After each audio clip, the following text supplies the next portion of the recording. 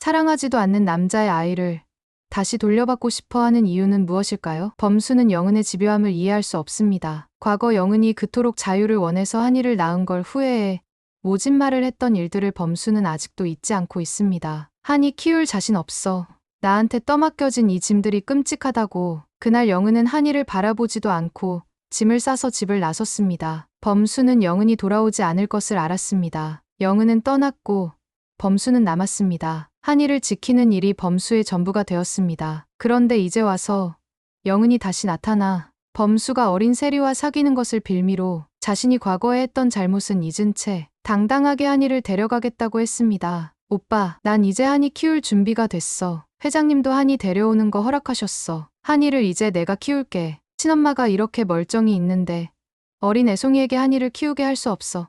범수는 영은을 똑바로 바라보았습니다. 네가 그때 뭐라고 했는지 다 기억나. 네가 한이를 짐이라고 했어. 키울 자신 없다고. 영은이 네가 떠난 거야. 네가 버린 거라고. 영은은 얼굴을 살짝 일그러뜨리며 억지로 미소를 지었습니다. 사람이 한 번쯤은 실수할 수도 있잖아. 내가 그땐 어리고 힘들었어. 범수는 고개를 저었습니다. 힘들었던 게 아니라 네 인생의 한이가 방해였던 거잖아. 지금은 뭐가 다른데? 네가 바라던 돈 많은 사람, 정 회장 남편 잘 만났네.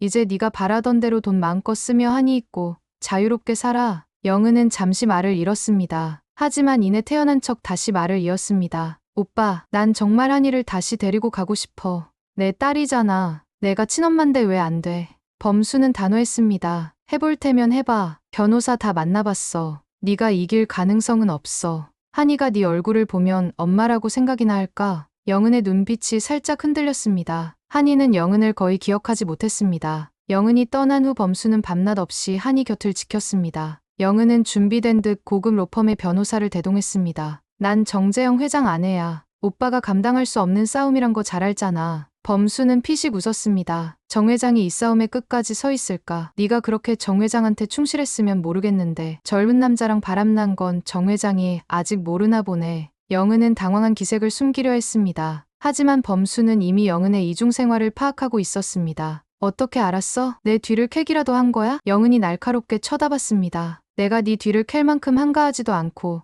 너한테 관심도 없어. 네가 만나는 그 남자 얼마 전 우연히 카페에서 봤어. 정 회장 몰래 손잡고 안고 꽤 행복해 보이던데. 넌 여전하구나. 그런 짓을 하면서 한이한테 부끄럽지도 않니?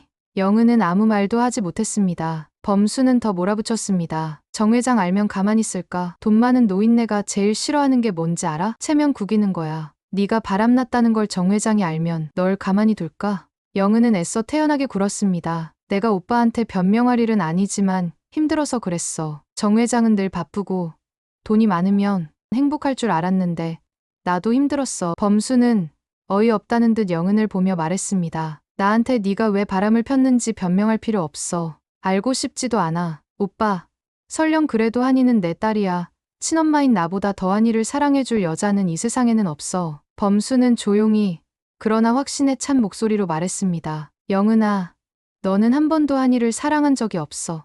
네가 원하는 건 한이가 아니라 너 자신이야. 한이를 데려가서 엄마라는 이름을 되찾고 싶을 뿐이야. 영은은 그 말이 가슴 깊숙이 박히는 걸 느꼈습니다. 한이를 정말 사랑하는지 아니면 엄마로서의 체면이 아쉬운 건지 영은 자신도 헷갈렸습니다. 영은은 자신이 정 회장 몰래 바람난 걸 범수가 알고 있는데도 변호사를 통해 한이를 데려오기 위해 막무가내로 밀어붙였습니다. 며칠 후 범수는 직접 정 회장을 찾아갔습니다. 정 회장은 범수의 방문에 의아해했습니다. 정 회장은 이미 범수에 대해 다 알고 있는 눈치였습니다. 무슨 일로 나를 찾아왔죠?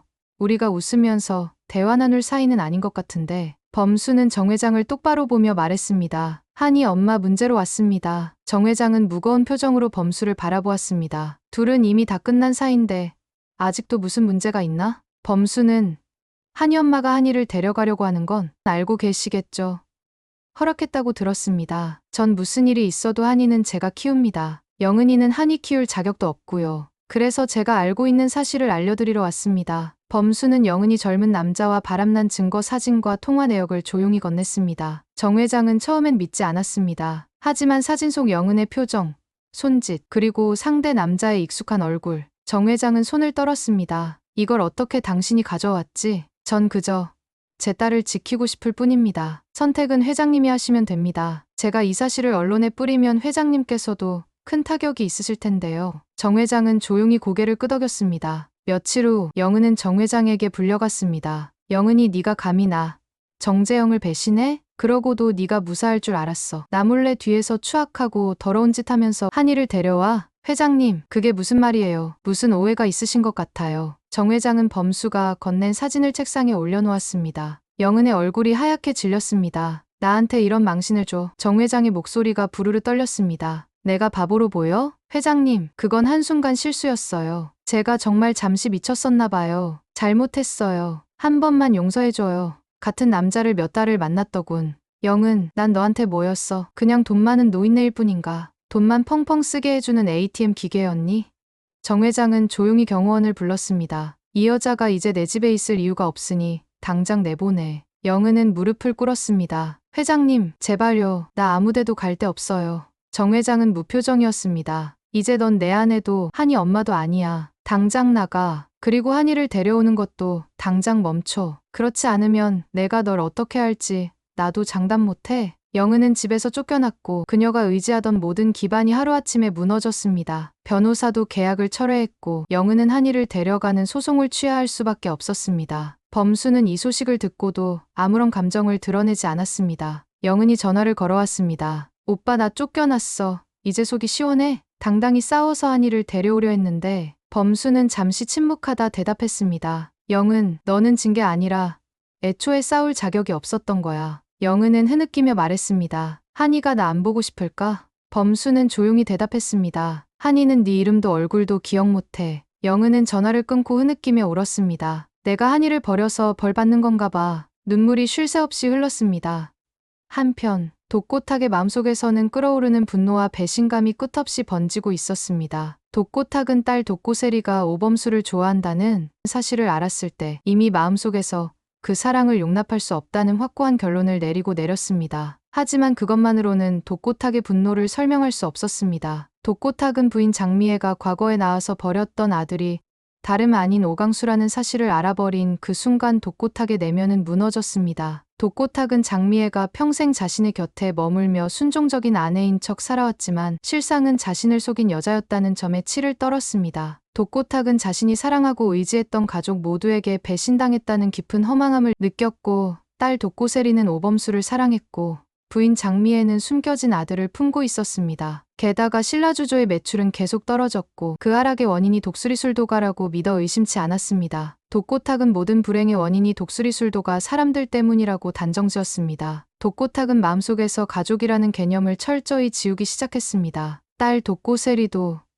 부인 장미애도 모두 자신을 배신한 사람들일 뿐이라고 독고탁은 스스로를 세뇌했습니다. 그가 믿을 사람은 이제 아무도 없었고 독고탁의 모든 목표는 오직 하나, 독수리술도가를 철저히 무너뜨리는 것이었습니다. 독고탁은 복수를 위해 자신이 가진 모든 수단을 동원하기로 결심했습니다. 독고탁은 오천수의 전처 강소연에게 접근했습니다. 강소연은 돈에 대한 집착이 강했고 오천수와의 이혼 이후에도 여전히 독수리술도가의 재산을 탐내고 있었기 때문입니다. 강소연은 과거에 독수리술도가의 자금을 빼돌리려다 실패한 적이 있었지만 이번에는 독고탁과 손을 잡고 더 치밀하고 교묘한 계획을 세우고 있었습니다. 독고탁은 강소연에게 신라주조의 기밀 자료를 넘겨주며 독수리술도가의 거래처를 무너뜨릴 방법을 제안했습니다. 강소연은 독고탁의 제안을 듣고 눈을 반짝였습니다. 강소연은 오천수가 준비 중인 신규 투자 사업의 내부 정보를 독고탁에게 넘겨주겠다고 약속했습니다. 오천수는 현재 독수리술도가의 확장을 위해 투자자들을 만나고 있었지만 강소연은 그 투자자 중 일부가 자신과 깊은 관계가 있다는 점을 이용할 계획이었습니다. 강소연은 오천수의 투자자에게 접근해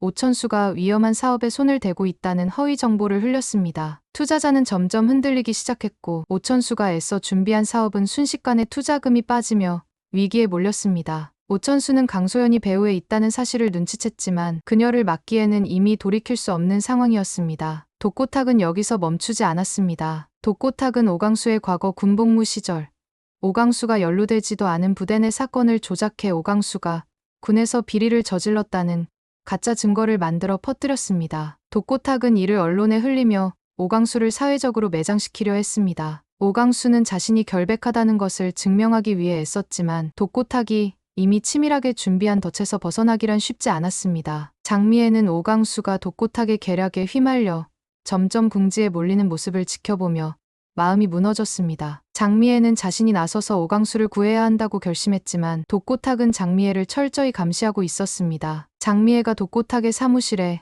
몰래 들어가 증거를 찾으려 할 때마다 독고탁은 마치 그녀의 움직임을 미리 알고 있는 듯 방해했습니다. 장미애는 독고탁의 소나귀에서 벗어나기 위해 고군분투했지만 매번 실패했습니다. 체리는 아버지 독고탁의 행동을 점점 참기 힘들었습니다. 체리는 아버지가 오강수를 괴롭히는 이유가 자신과 오범수의 관계 때문이라는 사실을 알고 충격을 받았습니다. 체리는 오범수를 사랑했고 그 사랑을 지키고 싶었지만 아버지의 끝없는 방해와 음모 속에서 스스로도 흔들리고 있었습니다. 체리는 아버지와 대면해 왜 우리를 이렇게까지 괴롭히는 거예요? 라고 물었지만 독고탁은 딸을 차갑게 외면하며 세리야, 난 죽어도 너랑 오범수랑 만나는 걸 허락 못해. 오범수는 독고탁의 음모를 파헤치기 위해 동분서주했습니다. 범수는 신라주조의 자금 흐름을 추적하며 독고탁이 불법 거래를 하고 있다는 정황을 잡았습니다. 오범수는 오천수, 오응수, 마광숙과 함께 독고탁의 계략을 막기 위해 힘을 합쳤습니다. 하지만 오범수는 세리와의 관계에서도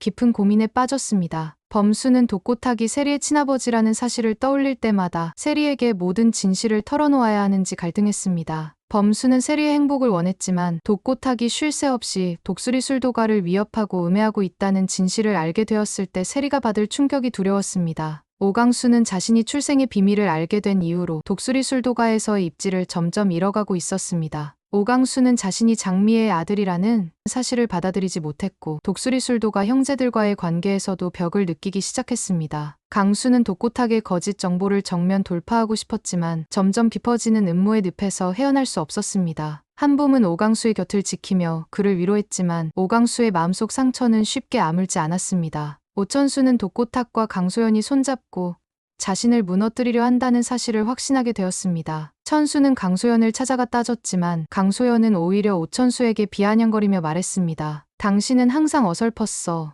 나를 버렸을 때부터 당신의 패배는 정해졌던 거야. 강소연의 비웃음은 오천수의 심장을 찔렀습니다. 오천수는 강소연이 독고탁과 손을 잡은 이유를 알고 경악했습니다. 강소연은 단순히 돈 때문이 아니었습니다. 소연은 오천수가 자기를 밀어내고 문미순을 사랑하는 것에 배신감을 느끼고 천수가 가진 모든 것을 빼앗고 싶었던 것입니다. 독고탁과 강소연은 이제 마지막 한 방을 준비하고 있었습니다. 독고탁은 독수리 술도가의 주된 거래처를 매수해 계약을 끊게 만들었고 강소연은 오천수의 신규 투자 사업을 무산시키기 위해 결정적인 자료를 조작하고 있었습니다. 독고탁은 장미애에게 마지막 경고를 보냈습니다. 장미애, 넌 결국 날 막을 수 없어. 네가 버린 강수는 내 손에서 무너질 거야. 하지만 독고탁은 몰랐습니다. 장미애는 독고탁의 비리를 담은 USB를 이미 확보했다는 사실을. 장미애는 오범수와 함께 독고탁의 계획을 무너뜨릴 결정적인 반격을 준비하고 있었습니다. 장미애는 오범수,